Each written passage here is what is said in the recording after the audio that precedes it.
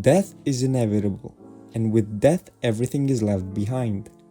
And depending on your impact, in a century or two, there won't even be a trace of you left. Yet every day we get out of bed, make ourselves look presentable, chase careers, and form connections with others. So why do we even bother? Deep down, we know that sooner or later all of it will end, and all of it is meaningless. Yet we still participate. And absurdism would say that all of it is exactly the point. Just do what you like and accept that all of it is temporary. But then why do we have this concept of wasted lives? If life is meaningless, then truly there is no right way to live. And I guess that is what Camus tried to say in his novella The Stranger. The problem, however, is that probably we won't see the person who sits around all day playing video games as having lived a fulfilled life. And most likely, the pressure of others will have him feeling the same way about himself. But on the other hand, why do we see the jacked millionaires with a happy family life as something more?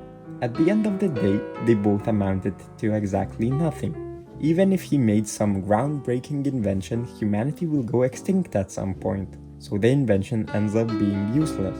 And the same can be said about people who live their lives in misery and sadness. However, if we were to accept this way of thinking, that would mean that the lives of people filled with hate are also justifiable, since all of the hate in the grand scheme of things doesn't really mean anything. The lives impacted are still meaningless, just like the life of the person who caused it. Moreover, it would mean that there is no need for rules or any other regulations. But as we know, that wouldn't lead to any good. But then again, why do we need good if no matter bad or good, nothing ever amounts to anything? And all of that brings us to the main question. So why live at all? And maybe there is no true answer to that question. But on the other hand, why not to live?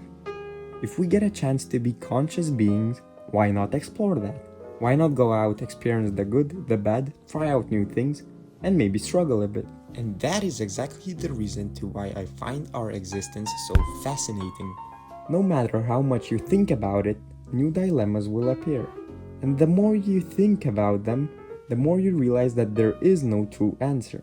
Just like there is no true answer to why we get out of bed, make ourselves look presentable, chase careers, and form connections with others. And to finish on a positive note, Stephen King once wrote, "It's the unanswered questions that makes it worth getting up in the morning."